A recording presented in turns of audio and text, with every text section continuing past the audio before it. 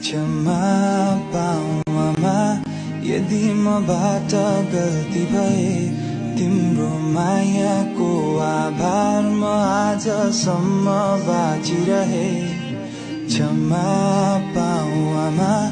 यदि मबाट गल्ती भए तिम्रो मायाको आभार म आजसम्म बाँचिरहे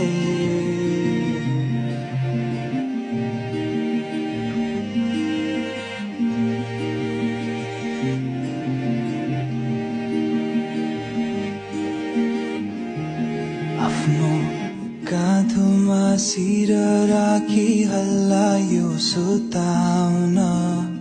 रोयो फेरि भनी बिउजियो आधा रातमा हात